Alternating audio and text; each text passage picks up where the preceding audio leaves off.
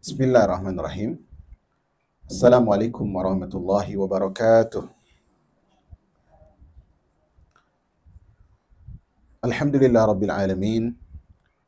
Wassalatu wassalamu ala qaidi ghurril muhajjalin Nabina Muhammadin wa alihi at-tahirin wa ashabihi ghurril mayamin wa man tabi'ahum bi ihsanin ila yaumiddin.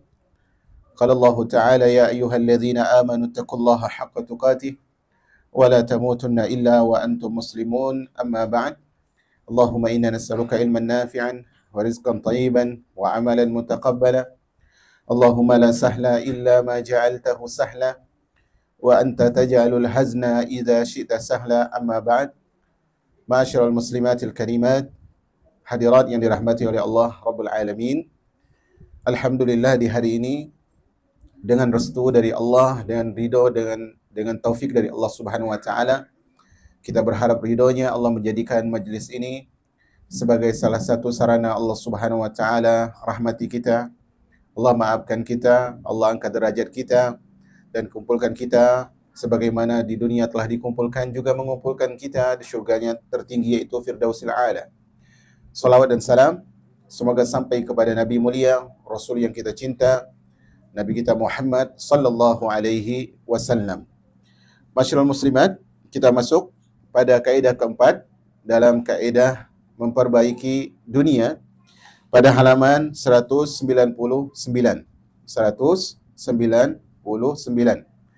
Kata beliau, al-qaidatu wa amma al-qaidatu rabi'ah, adapun kaedah yang keempat untuk memperbaiki urusan dunia kita adalah fahiya amnun am, keamanan secara umum, keamanan yang menyeluruh. Jadi kita sebutkan pertama kemarin, untuk baiknya urusan dunia kita butuh agama, yaitu Islam. Kemudian kita butuh pemimpin. Yang ketiga kemarin apa? Keadilan. Dan kaedah yang keempat, supaya urusan dunia kita baik, maka kita butuh keamanan yang menyeluruh. Makanya beliau sebutkan di sini, dengan adanya rasa aman, jiwa menjadi tenang, kesungguhan menjadi bersemangat, orang yang sehat tenang, dan orang yang lemah menjadi senang. Orang yang takut tidak bisa istirahat, orang yang waspada tidak bisa tenang. Dan ini menggambarkan betapa pentingnya nikmat aman ini umat al-Islam. Karena itu, kita sebagai orang yang berjalan di atas sunnah Nabi alaihi salatu wassalam, berjalan sesuai dengan manhaj para sahabat, dengan metode ahlu sunnah wal jamaah, di antara hal-hal yang dilarang di dalam Islam adalah memberontak kepada pemimpinnya, melakukan demonstrasi yang tidak disyiarkan dan tidak disyariatkan oleh Islam. Karena semua itu akan berdampak pada timbulnya rasa takut dan hilangnya rasa aman. Karena keamanan ini sebagaimana yang beliau sebutkan tadi, dengan adanya rasa aman, semua jiwa jadi tenang. Jiwa orang kaya tenang, jiwa orang miskin tenang. Jiwa orang kuat tenang, jiwa orang lemah tenang. Kalau dengan ada rasa aman ini, orang yang punya niat, punya ambisi, punya tekad, maka dia akan semangat untuk merealisasikan tekad dan cita-citanya itu. Tapi kebalikannya umat al-Islam, kalau ternyata rasa aman itu hilang, kalau ternyata sebuah negeri atau sebuah rumah atau sebuah sekolah itu dipenuhi dengan rasa takut, maka tidak akan ada hasil yang didapatkan dari faedah-faedah yang ada. Lenyap. Ketenangan tidak ada. Orang yang ngantuk susah untuk istirahat. Orang yang tadi sakit susah untuk sembuh dan sebagainya. Karena di antara ujian yang Allah Subhanahu wa taala berikan, Allah katakan, "Wala nabluwannakum bisyai'im minal khauf." Dan kami akan uji kalian dengan sedikit rasa takut. Jadi rasa takut itu musibah. Munculnya rasa takut yang bukan merupakan takut kepada Allah, itu adalah musibah.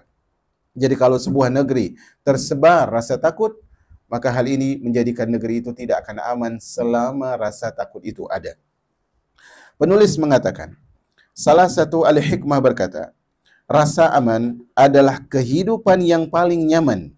Rasa aman adalah kehidupan yang paling nyaman.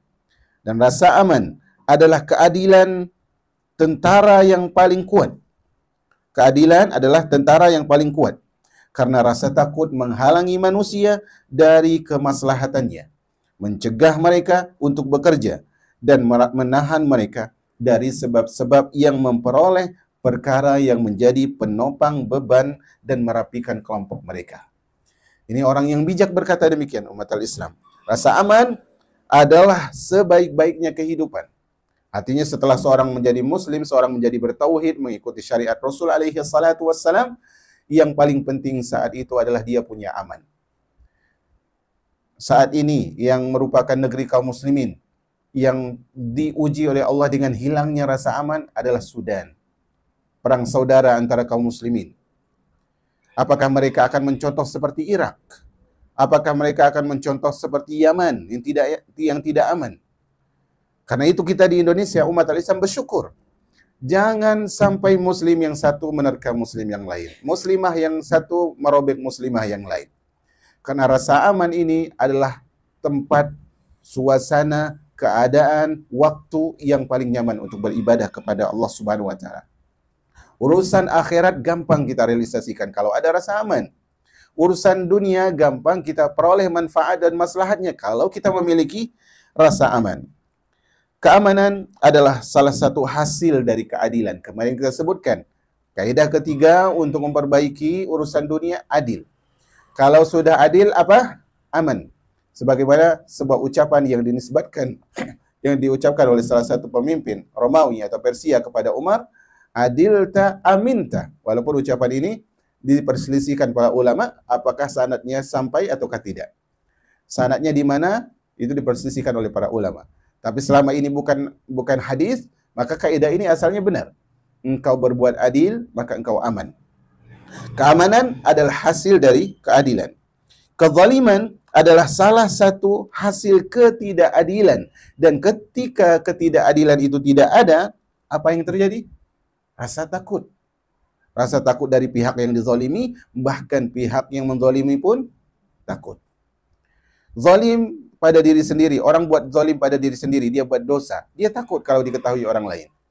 Dia buat zalim kepada Allah, dia takut kepada Allah. Karena memang kezaliman ini umat al-Islam adalah salah satu sebab besar yang mendatangkan rasa takut dalam hati seorang hamba.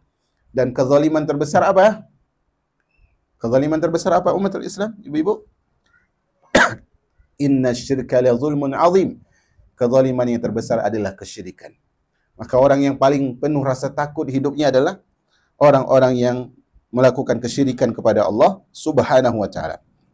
Ketidakadilan, kata beliau, terkadang merupakan tujuan manusia yang keluar dari keadilan.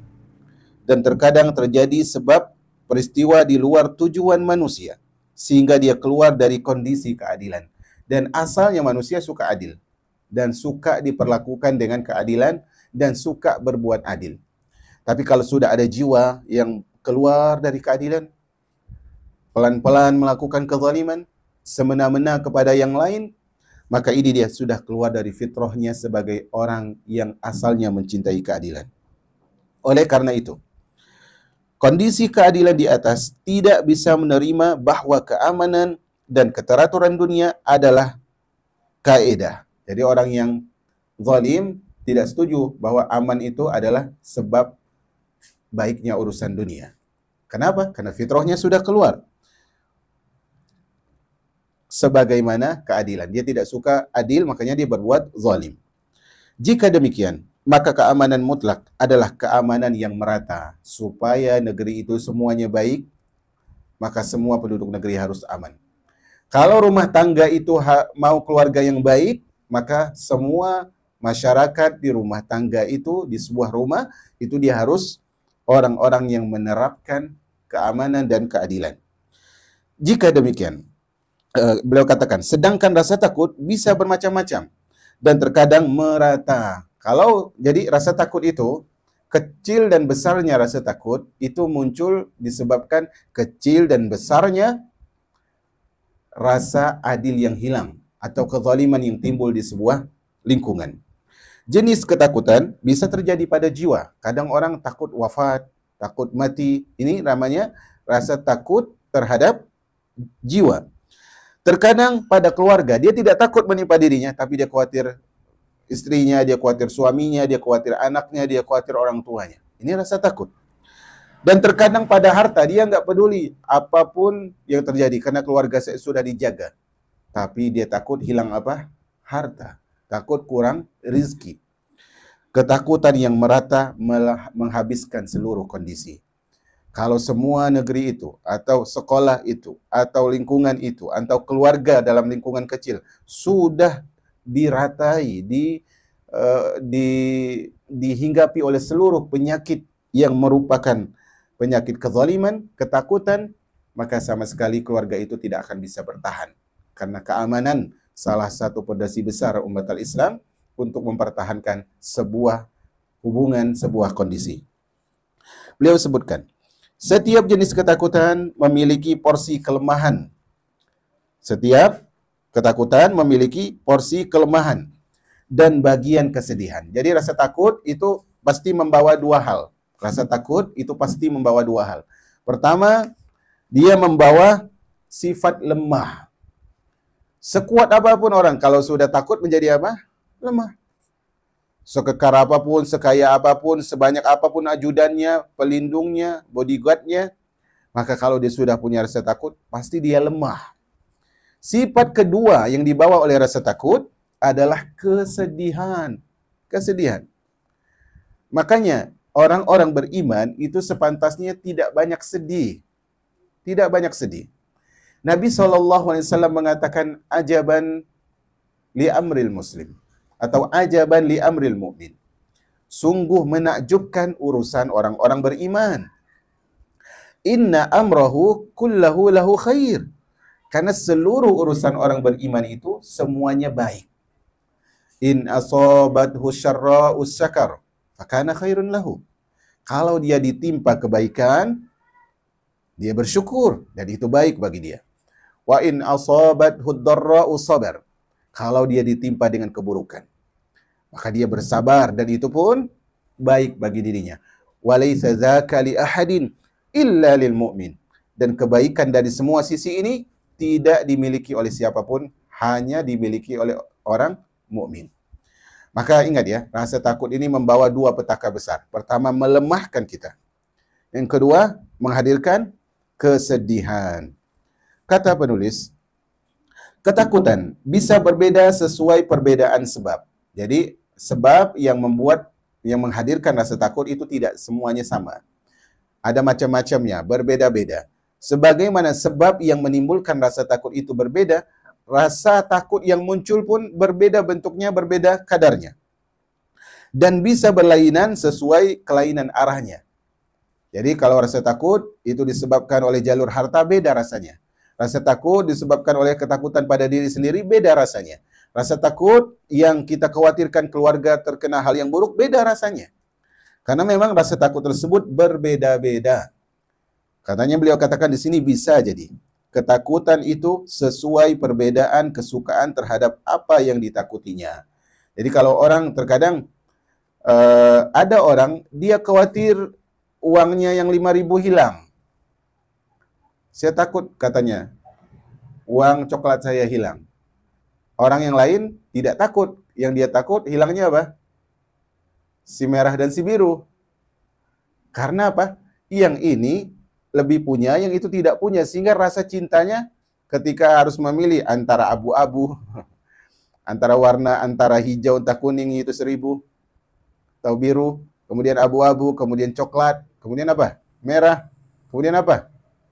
Hijau, biru, dan merah. Maka tentunya siapa yang lebih banyak punya, rasa takutnya beda. Siapa yang lebih sedikit punya, rasa takutnya beda. Sesuai dengan rasa suka kita pada sesuatu, begitulah rasa takut kita terhadap sesuatu itu ketika terkena musibah. Lebih-lebih, orang yang takut terhadap sesuatu akan sangat memikirkan dan mengalihkannya dari yang lain. Jadi kalau kita takut kehilangan sesuatu, fokus kita kemana, Ibu-Ibu? Pada sesuatu itu, sehingga melupakan hal yang apa? Hal apa? Hal lain. Kalau kita takut kehilangan dunia, apa yang dilupakan? Akhirat. Akhirat. Kalau kita takut kehilangan pujian manusia, pujian siapa yang kita lupakan? Pujian Allah. Kaidah hidup ini. Kaidah hidup. Jadi kalau kita takut kehilangan nikmat yang sekarang, maka kita akan kehilangan tambahan dari Allah. Karena kita fokus pada ini, lupa bersyukur. Sementara syukur mendatangkan nikmat yang baru. Seorang mukmin itu, dia ketika belum terjadi takdir pada dirinya, dia berusaha supaya tidak kena mudarat, supaya datang maslahat. Tapi kalau dia sudah terkena musibah, maka dia mengucapkan salah satu dari dua hal, atau dua hal sekaligus, yaitu Alhamdulillah ala kulli hal, qadarullah wa masya'a fa'al. Apapun keadaannya, Allah selalu dipuji. Dan semua telah terjadi, apa yang Allah inginkan pasti terjadi. Hidup seorang mukmin nyaman. Sebesar apapun kerugiannya, sekecil apapun dia tidak ujub dalam bahagia. Sebesar apapun dia tidak down dalam kesedihan, dia tidak drop. Makanya beliau sebutkan tadi, lebih-lebih orang yang takut terhadap sesuatu akan memikirkan dan mengalihkannya dari yang lain. Fokusnya pada hal itu. Sehingga dia menyangka bahwa dia telah mempunyai rasa takut kecuali terhadap sesuatu itu. Lalu dia lalai terhadap kadar kenikmatan yang dihasilkan oleh rasa aman terhadap sesuatu yang lain. Jadi gini, maksud dari baris ini adalah orang misalnya takut kehilangan Orang takut kehilangan kendaraannya misalnya. Fokusnya sekarang jaga apa berarti? Kendaraannya. Dia lupa padahal ada nikmat lain juga yang harus dijaga. Sehingga menurutnya nikmat yang lain aman, nikmat yang dijaga inilah yang khawatir hilang, sehingga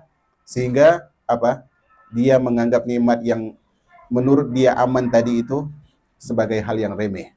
Akhirnya dia tidak jaga, bisa jadi hal itu hilang. Ya, sering kali banyak kasus di zaman sekarang. Contohnya sebagian ibu-ibu, saya bukan ibu-ibu di sini ya. Dia takut kehilangan orderan. Akhirnya kehilangan anaknya karena lepas dari pegangan tangannya. Saya dulu waktu saya SMP, ingat kali seorang ibu lagi, bukan zaman BlackBerry, belum zaman Android, belum zaman iOS, belum zaman BlackBerry, masih zaman apa dulu? Oh ya, poliponik apa namanya itu? Monokrom gitulah. Ya. Belum banyak chattingan sehingga yang jadi Instagramnya, yang jadi Facebooknya, yang jadi apapun dia itu ya mulutnya sendiri dari rumah ke rumah. Saya ingat sekali itu.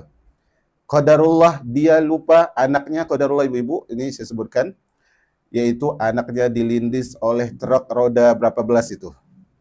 Karena asik ngomong dengan tetangga. Nah ini, dia takut kehilangan kesempatan gosip. Akhirnya dia kehilangan rezeki yang besar. Ini, orang takut kehilangan sesuatu, dia jaga sesuatu itu, tapi dia lupa menjaga nikmat-nikmat yang lain. Dia menjadi seperti orang yang sakit, yang sibuk dengan rasa sakitnya, lalu melalaikan rasa yang lain, padahal bisa jadi apa yang dilalaikan itu jauh lebih besar daripada rasa sakit yang sedang dia derita. Ini, hati-hati kalau kita terkena, makanya dalam ilmu psikolog dan sebagainya, itu penting yang namanya fokus, jangan panik. Jangan panik. Kalau terjadi sesuatu, musibah atau apa, jangan panik. Dan kesempatan panik ini kesempatan orang hipnotis. Bu, anak-anak gini, kirim transfer, akhirnya nggak cek ke pondok dulu. Anaknya masih main bola. Nah, akhirnya rugi sekian. Subhanallah, karena apa? Karena dia panik. Sama seperti di sini, orang yang dia, kata Syekh tadi, kata Al-Imam Al-Mawardi, dia sibuk dengan rasa sakitnya yang satu. Sehingga dia melalaikan rasa amannya yang lain, rasa sembuhnya yang lain, sehatnya yang lain. Dia tidak menjaga hal itu, akhirnya semuanya bisa jadi tidak terurus. Seorang penyair mengatakan, beliau katakan di sini, bentar ya.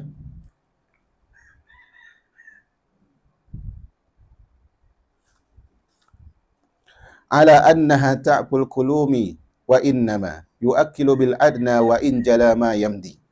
Kata beliau, luka itu bisa dilupakan kita hanya merasakan luka yang paling ringan, padahal luka yang sebelumnya jauh lebih berat.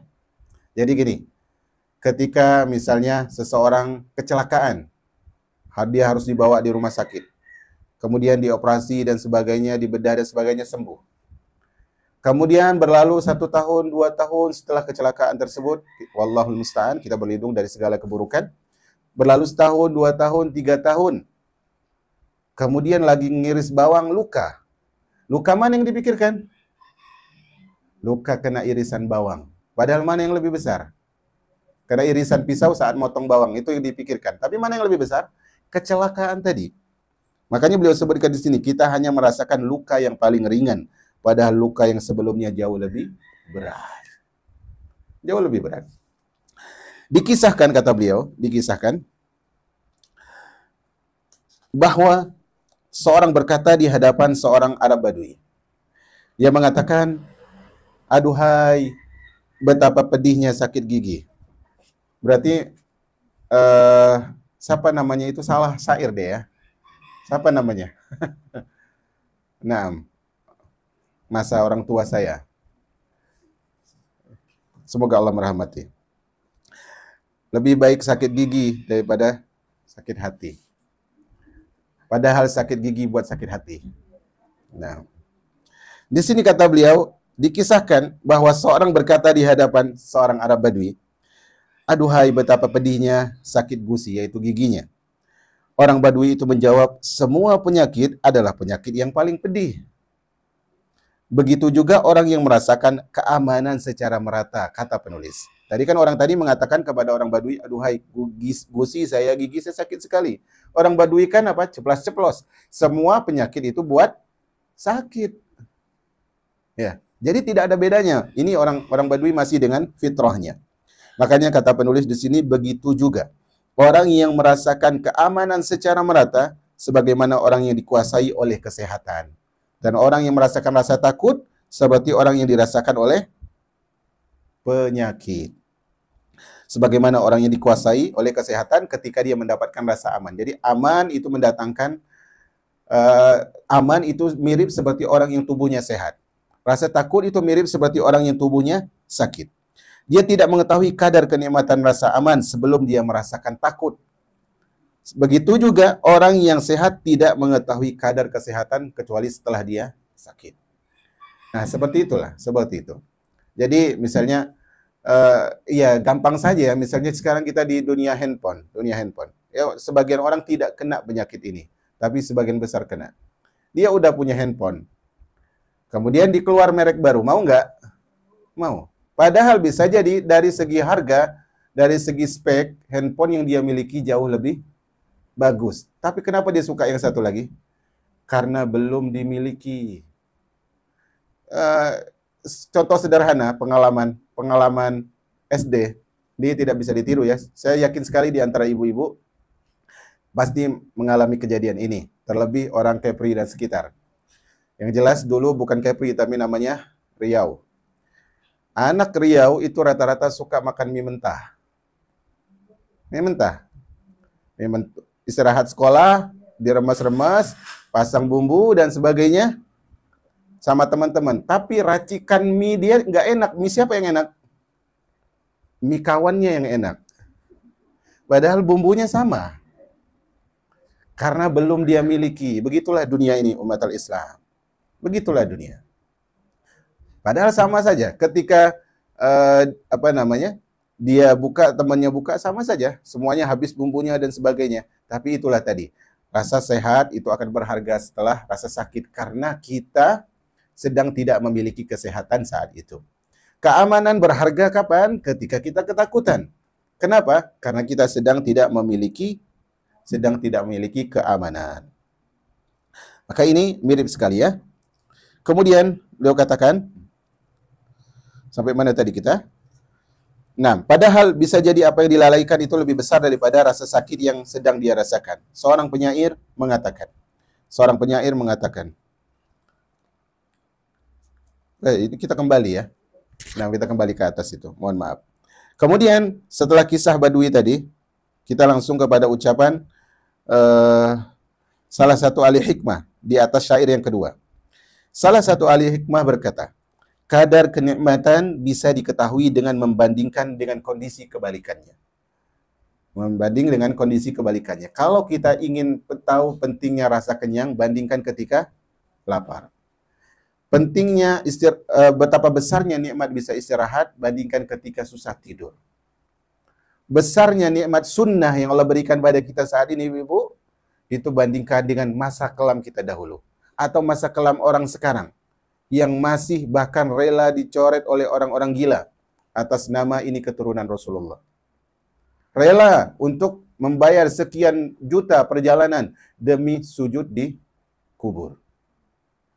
Itu untuk kita kenal betapa besarnya nikmat ini. Saya selalu katakan, dan ini sudah saya edit tapi belum saya posting, bahwa hidayah ini bukan hadiah. Hidayah sunnah ini bukan hadiah, tapi dia amanah. Kalau hadiah itu otomatis jadi milik siapa? Milik kita. Tapi yang namanya amanah, kita pasti diuji karena itu titipan. Kalau kita tidak pantas, akan diapakan? Diambil, dicabut. Penting untuk jaga umat al-Islam dalam sejarah kehidupan orang-orang zaman dahulu. Bahkan tetangga-tetangga kita. Di Bengkong pun saya yakin ada. Orang-orang yang dulu terkenal dengan kesolehannya, laki-laki. Terkenal dengan kesolehannya, perempuan. Tapi kemudian apa yang terjadi? Allah Maha tahu dosa apa yang dia lakukan. Dan ingat, Allah seperti yang diucapkan oleh para ulama, Allahu yumhil wala yuhmil. Allah cuma nunda, bukan lalai. Di waktu yang tepat Allah ambil.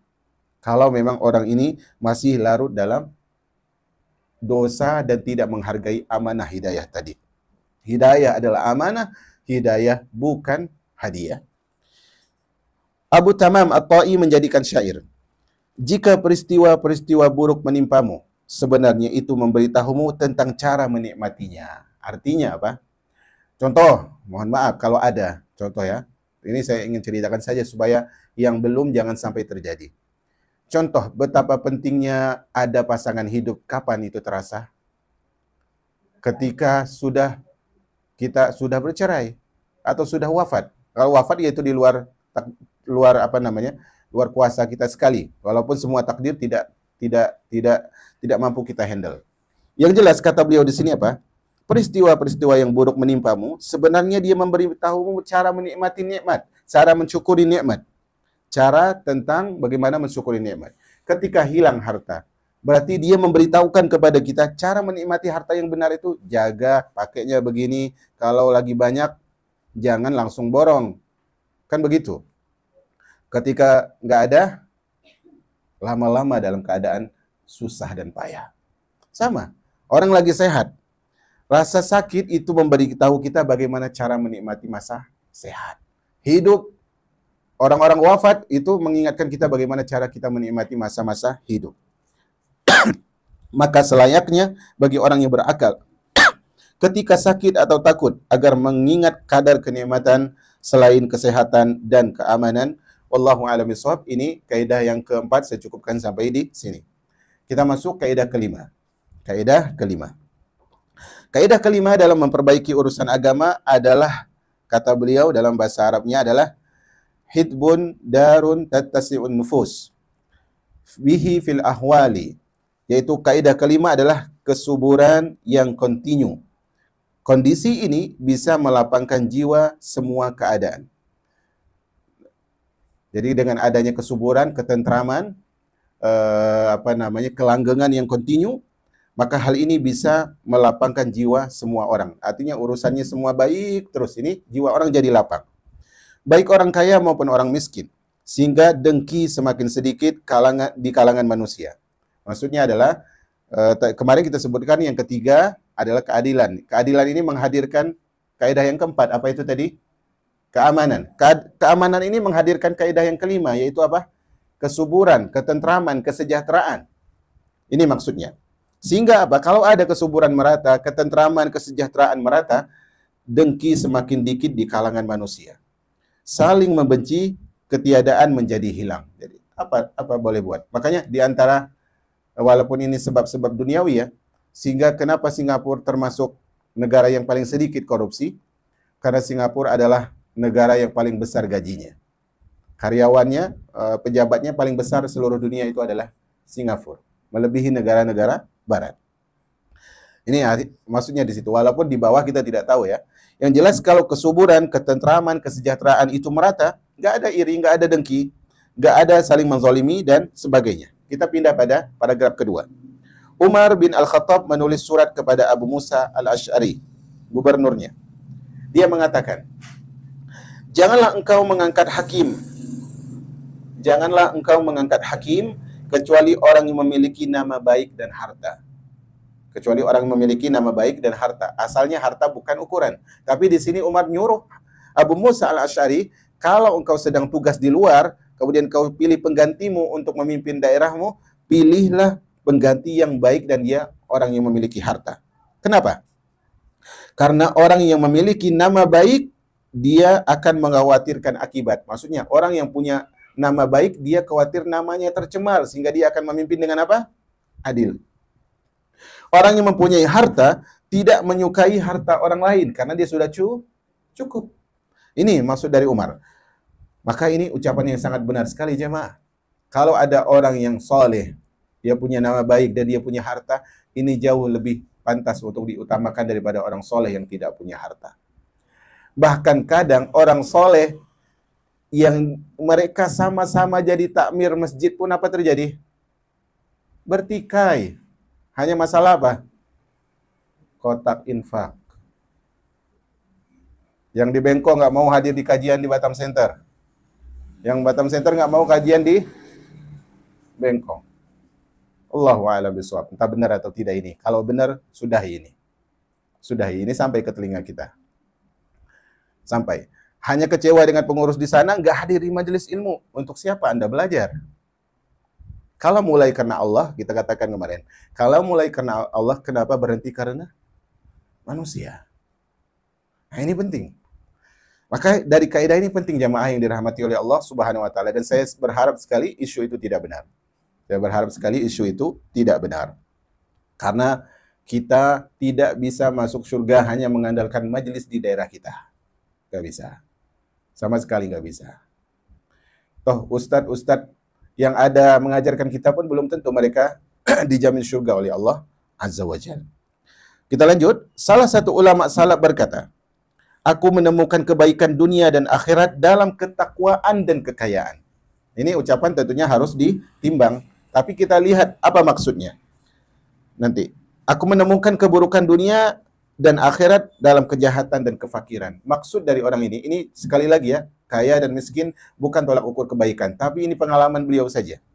Yaitu kadang orang yang kaya itu, dia dengan kekayaan dia, yang sebelumnya dia bertakwa ditambah lagi dengan kekayaan dia, itu bisa membantu dia untuk tidak hasad kepada orang lain. Karena dia sudah punya. Tapi kadang kefakiran dia, kok dia dapat lagi ya, padahal dia kayaknya gini deh, kayaknya gitu deh. Subhanallah. Inilah bahaya jemaah. Makanya sebagian orang Arab dulu mengatakan kadal faqru an yakuna kufron. Hampir-hampir saja kefakiran itu menjadikan orang kufur. Ya, ini benar kadang gara-gara sekotak mie, sekilo beras menjadi kufur. Saya pernah berdakwah di Malaysia selama 7 bulan kurang lebih. Di sebuah daerah itu ada sebuah daerah di pedalaman dalam sepekan 4 kali ganti agama. Siapa yang bawa, dia ikut. Siapa yang bawa beras, dia ikut. Nah ini, pentingnya takwa, ini pondasi awal, tapi terkadang juga penting untuk kaya. Tapi ingat, kaya pertama harus kaya apa? Kaya hati. Kaya hati. Karena kaya hati inilah yang menghadirkan sifat qanaah. Baik, kita pindah pada halaman selanjutnya. Syair tidak usah kita bacakan. Syair tidak usah kita bacakan.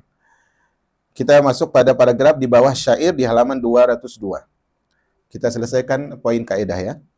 Jika kesuburan tidak melahirkan sebab-sebab kebaikan, sebagaimana telah aku jelaskan, kata beliau, maka ketandusan bisa melahirkan sebab-sebab kerusakan. Ini beliau berbicara tentang kekayaan tadi.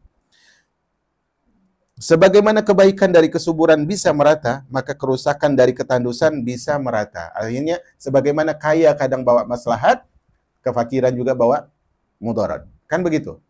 Kadang orang, subhanallah ya, ibu-ibu, ini saya tadi juga dengar salah satu ceramah, pas sekali lewat, yang disebutkan dalam ceramah tersebut, ada orang yang dulu soleh sekali dia. Dulu dia suka di majelis ilmu, soleh sekali jemaah. Kemudian, karena urusan dunia dia sibuk kerja, alasannya nanti kerja, pulang kerja capek sehingga tidak ada di majelis ilmu. Ternyata orang-orang ini orang-orang yang berpaling jemaah. Kadang dia keluar dari sunnah, mengamalkan kembali ajaran yang tidak sesuai syariat, atau kadang dia keluar bahkan dari Islam. Kenapa jemaah? Sebabnya adalah salah satunya kefakiran dia. Makanya Al-Imam Ibnul Qayyim sebagaimana disebutkan beberapa pertemuan lalu menyebutkan salah satu obat penyakit adalah harta. Tapi saya tidak ingin membahas tentang harta ini. Saya ingin bahas tentang jangan sampai kefakiran ini menjadi alasan kita keluar dari lingkaran ketaatan. Rasulullah pernah berkata kepada Abdullah bin Umar, "Ya Abdullah, la takun mithla fulan." Wahai Abdullah, jangan jadi seperti si Anu. Kana yusallil lail, kana yakumul lail, fataraka qiyamal lail. Dulu dia itu rajin salat malam. Tapi kemudian dia tinggalkan salat malam. Apa kata Nabi? Dulu dia rajin, semangat ngajinya. Dulu dia semangat tilawahnya. Dulu dia semangat share ilmu. Subhanallah ya. Makanya saya selalu katakan kepada teman-teman yang berjualan, berapa kali posting jualan? Minimal sebanyak itu posting ilmu. Kalaupun tidak sempat posting ilmu, ajarkan ilmu secara lisan. Nah, ini cara mensyukuri nikmat. Kita punya handphone itu nikmat. Untuk apa? Untuk apa? Dulu masa-masa dahulu, usia orang-orang itu dihabiskan dengan nongkrong. Nongkrong bersama kawan-kawannya. Walaupun nongkrong itu sia-sia, tapi dia punya sisi sosial. Apa itu? Ngumpul. Sekarang sendiri-sendiri, habis juga usianya. Subhanallah. Allah akan tanya semua itu jemaah. Allah akan tanya semua itu. Yang jelas, jangan sampai kemiskinan tadi, ketidaksuburan tadi, yaitu kurangnya harta, kurangnya kekayaan, membuat kita menjadi orang yang jauh dari Allah Subhanahu wa ta'ala. Kebaikan yang merata ketika kesuburan terjadi. Jika tidak ada kesuburan, maka kerusakan merata yang akan terjadi. Ini pentingnya ada harta memang. Ada harta itu penting. Tapi ingat, ketika dikatakan pentingnya ada harta, bukan pentingnya jadi orang kaya. Sekali lagi tidak. Pentingnya cukup, itu saja. Kita masuk pada kaidah ke-6. Kita sudah terlalu lama dalam poin ini. Kaidah ke-6 di paragraf terakhir, halaman 202. Kaidah ke-6 adalah harapan yang lapang. Harapan yang lapang. Untuk memperbaiki urusan dunia, dia juga perlu harapan yang lapang. Harapan yang membuat dia memiliki cita-cita. Kata penulis, kondisi ini mendorong untuk memperoleh sesuatu yang tidak bisa dijangkau oleh umur yang pendek. Artinya misalnya gini. Kita tahu umur manusia ini, umur anak cucu Adam dari umur Nabi Muhammad, itu adalah umur idealnya adalah 60 sampai 70. 60 sampai 70 ini kira-kira bisa tidak beli tempat duduk di surga terendah? Bisa tidak? Nggak bisa. Nggak bisa. Apalagi mau surga Firdaus. Tapi ingat kata penulis di sini, kita harus punya harapan yang lapang. Kita punya banyak dosa jemaah, kita harus tahu itu. Ibu-ibu mungkin pernah dengar kisah dari Abu Nawas, betapa pendosanya Abu Nawas. Dulu mungkin baca komiknya dengan Harun ar-Rasyid, tapi kisah-kisah itu palsu. Tapi yang pasti Abu Nawas ini pendosa. Dia suka melakukan dosa kecil, dosa besar, minum khamar dan sebagainya. Tapi Abu Nawas ini atau Abu Nuwas ini adalah ketika akhir hayatnya dia mengucapkan sebuah harapan dalam syairnya. Dia berdoa dengan syair. Dan dia, sebagian lain menyebutkan, saya dapatkan syair ini di dekat jenazahnya Abu Nawas. Apa kata Abu Nawas? Perhatikan jemaah. Pembahasan kita adalah besarnya harapan. Apa kata Abu Nawas? Perhatikan. Abu Nawas mengatakan, perhatikan ibu-ibu. Sekali lagi perhatikan. Abu Nawas mengatakan, dalam artinya begini ya. Ya Allah, ya Allah, sesungguhnya dosa-dosaku sangat besar. Tetapi aku lebih mengetahui bahwa rahmat-Mu jauh lebih besar. Perhatikan. Kemudian apa kata Abu Nawas? Ya Allah, kalau seandainya tidak boleh berharap kepadamu kecuali hanya orang soleh, maka orang pendosa kemana dia harus berharap? Subhanallah. Ini harapan yang besar, ibu-ibu. Dia tahu dia tidak punya. Dia orang soleh bisa bertawasul dengan amal soleh. Orang yang rajin sholat bisa tawasul dengan sholatnya. Tetapi dia pendosa. Dia mengatakan, tidak ada sesuatu yang bisa aku jadikan wasilah untuk mendekatkan diri mengharap ampunan-Mu ya Allah. Kecuali harapanku bahwa Engkau adalah Maha Pemaaf. Ini. Jadi pendeknya usia kita itu bisa menjadikan dia terasa panjang kalau angan-angannya apa? Panjang. Orang pecinta dunia, perhatikan. Orang pecinta dunia dia tahu dia akan mati, tapi dia bekerja seperti orang yang tidak akan pernah mati. Kita pun harus seperti itu dalam urusan akhirat. Makanya beliau katakan kondisi ini mendorong untuk memperoleh sesuatu, mendorong untuk memperoleh sesuatu yang tidak bisa dijangkau oleh usia yang pendek. Serta bisa mendorong untuk memperoleh sesuatu yang tidak bisa diharapkan oleh kehidupan pemiliknya. Seandainya generasi kedua, perhatikan ini. Seandainya generasi kedua, berarti sebelumnya ada generasi pertama. Seandainya generasi kedua tidak mengambil manfaat dari kreasi yang dibuat oleh generasi pertama, sehingga mereka tidak butuh membuatnya lagi, maka setiap masa akan membutuhkan kreasi. Artinya adalah dulu kita nelpon dengan kaleng susu. Kan begitu. Dengan kaleng susu. Di masa saya SD, saya ingat sekali itu teman-teman kalau pacaran itu. SMP, afwan. Padahal di pondok itu. Mereka cara teleponannya itu pakai jari. Tahu nggak pakai jari? Ini bukan pondok salaf ya. Pakai jari. Pakai jari itu huruf A begini, huruf B begitu. Kayaknya di antara ibu-ibu tahu itu. Saya tanya, itu maksudnya apa? Ketemuan di kantin. Kantin cuma satu. Laki-laki dan perempuan nggak boleh ketemu. Kantin cuma satu. Kira-kira ketemu nggak? Ketemu.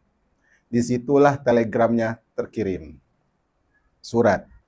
Zaman dulu kan kalau baca surat itu mengalahkan visa. Begitu lezat. Ini maksud saya, kemudian berubah zaman sekarang menjadi adanya handphone. Dulu telepon, kemudian ada handphone. Ini kreasi, kira-kira dapat ide, generasi kedua dapat ide dari mereka langsung atau dari generasi pertama? Generasi sebelumnya tentunya yang pertama. Yang ketiga dapat ide dari yang kedua. Nah ini berarti kan semakin hari semakin ada harapan. Itu yang menjadikan urusan kita itu menjadi baik. Jadikan urusan kita itu menjadi baik. Beliau katakan, seperti tempat tinggal, sehingga mereka tidak butuh membuatnya lagi. Maka setiap masa akan membutuhkan kreasi, seperti tempat tinggal dan tanah pertanian. Tidak diragukan lagi, kata beliau, hal itu tidak bisa dan tidak mungkin dilakukan oleh karena itu. Betapa baiknya Allah terhadap para makhluknya. Sebab dia memberikan mereka harapan yang luas untuk mampu memakmurkan dunia. Sehingga kebaikan dunia menjadi sempurna. Kemakmuran itu bisa terus berlanjut generasi ke generasi. Generasi kedua menyempurnakan kemakmuran yang telah diciptakan oleh generasi pertama. Dan seterusnya. Ala kulli hal, kemudian saya ingin tutup pembahasan tentang kaedah memperbaiki dunia ini. Pekan depan kita bicara tentang kaedah memperbaiki manusianya. Yang kemarin selama 4 pertemuan kita bahas kaedah memperbaiki dunia. Next kita akan bahas pembahasan memperbaiki manusianya. Endingnya dari kaidah yang keenam ini yaitu walaupun harapan kita panjang, janganlah harapan yang panjang itu diberikan maksimalnya dalam urusan dunia yang fana. Karena sebaik-baik harapan adalah untuk negeri yang tidak pernah sirna. Sebaik-baik harapan, ini catat, dan ini adalah kata mutiara yang harus dipegang. Harapan yang panjang jangan peruntukkan untuk negeri yang fana. Harapan yang panjang jangan diperuntukkan untuk negeri yang fana. Tapi jadikanlah dia untuk negeri yang tidak pernah sirna, yaitu untuk menempati surga Firdaus. Iya. Harapan yang panjang jangan peruntukan untuk negeri yang fana. Tapi apa? Yang udah nulis? Tapi apa? Tapi persembahkan untuk negeri yang tidak pernah sirna. Yaitu menggapai surga tertinggi. Menggapai surga tertinggi di bawah arsy Allah Jalla fi'ula. Di bawah arsy Allah Jalla fi'ula. Jadi surga Firdaus itu di bawah arsy-Nya Allah. Jadi orang yang berada di surga Firdaus semakin dekat dan sangat indah melihat wajah Allah Subhanahu wa taala. Wallahu a'lam bishawab. Ini kurang lebih ada beberapa menit tersisa. Kalau ada interaksi atau koreksi saya persilakan. Dan mohon maaf ya, tentunya karena di sini saya baca bahasa Indonesianya, jadi logat saya agak, cara bicara saya jadi terganggu karena saya baca. Berbeda dengan kalau saya langsung dari kitab Arab, saya terjemahkan bebas, itu akan lebih ringan. Ala kulli hal, yang penting faedahnya. Semoga Allah berikan taufik. Wassallallahu ala nabiyina Muhammad. Walhamdulillahi rabbil alamin.